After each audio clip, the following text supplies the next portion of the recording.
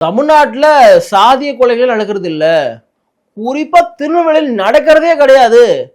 அதெல்லாம் வந்து என் உணவகத்துக்கு குடிச்சிட்டு இல்ல போதையில ஏதோ ஒன்று ரெண்டு பண்ணுறானுங்க, இந்த ஸ்கூல் பசங்க சிறாரெல்லாம் ஏவி விட்டு பண்ணுறானுங்க. மற்றபடி இந்த தமிழ்நாட்டில் திருநெல்வேலியில் சாதிய கொலை நடக்கிறதே கிடையாது. இன்னும் கொஞ்ச நாள் பார்த்தா தமிழ்நாட்டில் திருநெல்வேலின்னு ஒரு ஊரே கிடையாதுங்க, அப்புறம் தமிழ்நாடே ஒன்று கிடையாதுங்க அப்படின்ற மாதிரி தமிழ்நாட்டினுடைய சபாநாயகர் அப்பா அவர்கள் இன்னைக்கு சொல்லியிருக்காரு. தமிழ்நாட்டில் சாதிய கொலை நடக்கிறதுல குறிப்பாக திருநெல்வேலியில் நடக்கிறதே இல்லை சொல்லியிருக்காரு. அவர் ஏன் இவ்வளோ பெரிய பொய்யை சொல்லியிருக்காருன்னு நமக்கு தெரியல. உங்கள் வீட்டை பராமரித்து பாதுகாக்க அணுகுவீர் நிம்மதி ப்ராப்பர்ட்டி மேனேஜ்மெண்ட். தமிழ்நாட்டினுடைய சட்டமன்றத்தினுடைய சபாநாயகர் ஐயா அப்பா அவர்களே, உங்களுக்கு ஒரு சின்ன ஒரு பதிவு. கொலை நகரமாக மாறுகிறதா திருநெல்வேலி? திருநெல்வேலியில 2020 2021 வரைக்கும் பாருங்க 285 கொலைகள் நடந்திருக்கு. அதுல குறிப்பா இந்த 23 24 45 கொலை நடந்திருக்கு.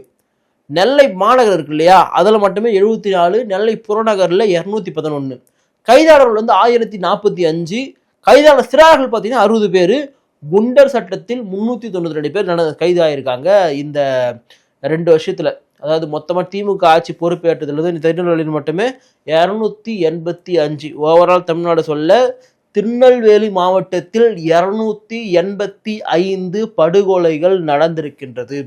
நாங்குநேரி இருக்குல்ல, நாங்குநேரி எங்கே இருக்குது? திருநெல்வேலி மாவட்டத்தில் இருக்குது. நம்ம போய் சொல்ல கூட சொல்லுவாங்க, திருநெல்வேலி மேப் இருந்தால் எடுத்து பாருங்கள் நாங்குநேரி எங்கே இருக்குன்னு சொல்லிட்டு. ஸ்கூல் படிக்கிற பையன், +2 படிக்கிற பையன், தம்பி சின்னதுரை, அவனை போய் வெட்டுறானுங்க. யார்? அவங்களுக்கு இருக்கக்கூடிய ஸ்கூல் பசங்க, நீங்கள் சொல்லக்கூடிய சிறார்கள் போய் வெட்டுறானுங்க. என்னடா காரணம்னா, அவன் வந்து ஒரு பட்டியல் சமூகம், அந்த தம்பி நல்லா படிக்கிறான்ற பேரில் அவன் மேலே காழ்ப்புணர்ச்சி கொண்ட காரணமாக அவனை போயிட்டு வெட்டுறானுங்க அங்கே இருக்கக்கூடிய ஸ்கூல் பசங்க. சரி, ஸ்கூல் பசங்களை தான் வெட்டானுங்க, தெரியாமல் வந்து மிஸ்கேட் பண்ணிட்டாங்கன்னு நம்ம சொல்லலாம்.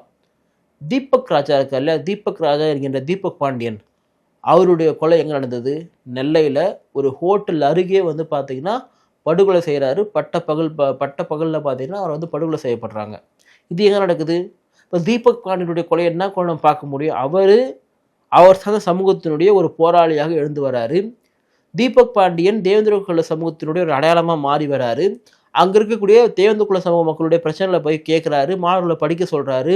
அந்த சமூகத்திற்கான ஒரு தலைவனாக உருவாகி இருக்கக்கூடிய ஒரு நபரை அவருடைய வளர்ச்சி வந்து பொறுத்து கொள்ள முடியாமல் அவர் வந்து அங்கே இருக்கக்கூடிய மக்களுக்கான ஒரு நபராக இருக்கார். அப்போ இதையெல்லாம் தடுக்கணும்னு அவனை கொலை பண்ணுறா அப்படின்றதுனால அவரை வந்து படுகொலை செய்கிறாங்க. அப்போ இது வந்து நம்ம சாதி ரீதியான படுகொலையாக வந்து பார்க்க முடியாதா? எத்தனையோ கொலைகள் தொடர்ந்து திருநெல்வேலியில் பார்த்தீங்கன்னா மிகப்பெரிய ஒரு கொலை நகரமாகவே மாறிக்கொண்டிருக்கின்றது திருநெல்வேலியுடைய மாவட்டம். அப்படி இருக்கின்ற பொழுது அங்கே கொலைகளே நடக்கலை அப்படின்ட்டு இந்த சப்பக்கட்டை கட்ட வேண்டிய அவசியம் என்ன? இன்னைக்கு மக்கள் எல்லாருக்கிட்டையும் ஃபோன் இருக்குது.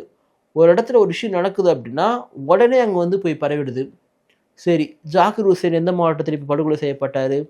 அவர் வந்து முன்னாள் காவல்துறை அதிகாரி, அவர் எங்கே படுகொலை செய்யப்பட்டார்? அப்போது இந்த திமுகவுடைய ஆட்சி காலத்தில் அதிமுகவுடைய ஆட்சி காலத்தை விட கிட்டத்தட்ட ஒரு 20 30 40 கொலைகள் வந்து அதிகமாக இருக்குன்னு சொல்கிறாங்க. விழுக்காடு நிலையை பற்றி 4 விழுக்காடு நீங்கள் அதிகமாக இருக்குன்னு சொல்கிறாங்க. அப்போது அந்த அளவுக்கு கொலைகள் அதிகமாக, படுகொலைகள் அதிகமாக நடந்து கொண்டிருக்கக்கூடிய தமிழ்நாட்டில் இருந்துக்குன்னு எப்படி வந்து வாய் கூசாமல் இப்படியெல்லாம் பொய் சொல்கிறீங்கன்னு ஒன்றுமே புரியல. திருநெல்வேலியில் சாதிய கொலைகள் நடக்கலன்னு சொல்கிறதுல எவ்வளோ பெரிய அபத்தம் அது. மிகப்பெரிய ஒரு பதட்டம் நடந்த ஒரு மாவட்டமாக திருநெல்வேலி தொடர்ந்து இருந்து கொண்டு இருக்கின்றது. காவல்துறை வந்து அதை என்ன பண்ணுறாங்கிறது ஒரு பெரிய ஒரு கேள்வியாக இருக்கின்றது.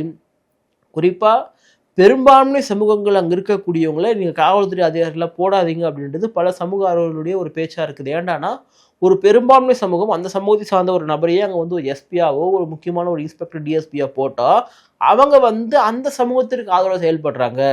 இல்லை அந்த சமூகத்தில் இருக்கக்கூடிய குற்றவாளிகள் ரவுடிகளுக்கு பார்த்தீங்கன்னா இவங்களே ஒரு பாதுகாப்பாக இருக்கிறாங்க, அந்த தவறுகள்லாம் மூடி வைக்கிறாங்க அப்படின்ற ஒரு குற்றச்சாட்டு வந்து இருந்தது.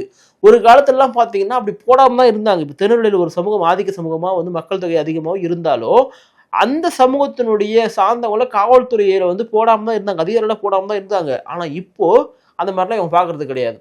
அப்போது ஒரு சமூகத்தினுடைய குற்றவாளி ரவுடியாக ஒருத்தர் இருக்கான் அப்படின்னா அவனுக்கு பார்த்தீங்கன்னா பாதுகாப்பாக பார்த்தீங்கன்னா அங்கே இருக்கக்கூடிய காவல்துறை அதிகாரிகள் செயல்படுற வாய்ப்புகள் எவ்வளோ இருக்குது. அப்போது இதையெல்லாம் இந்த அரசுக்கு வந்து எப்படி தெரியாமல் இருக்கும்? தமிழ்நாட்டில் இன்றைக்கி சாதி ரீதியான பிரச்சனைகளே இல்லையான்னு கேட்டால் சென்னை மாநகரம் தமிழ்நாட்டின் பகுஜன் சமாஜ் கட்சியுடைய மாநில தலைவர் அண்ணன் ஆம்ஸ்ட்ராங் அவர்கள் படுகொலை செய்யப்படுகின்றார். எங்க பக்கத்தில் காவல் நிலையம் வந்திருக்கு, இங்கே படுகொலை செய்யப்படுகின்றார். அப்போ அது என்ன விதமான கொலை? அதை எழுதினானுங்கள இந்த கேடு கட்டவனுங்க, ரவுடிகளுக்கு எதிரான கொலை சொல்லிட்டு. ஆனால் ஆம்ஸ்ட்ராங் அவர்கள் உயிரோடு இருக்கும் பொழுது அவரை பற்றி பேசவே பயந்தவர்கள்லாம் இன்னைக்கு பார்த்தீங்கன்னா பயங்கரமாக எழுத ஆரம்பிச்சிட்டானுங்க.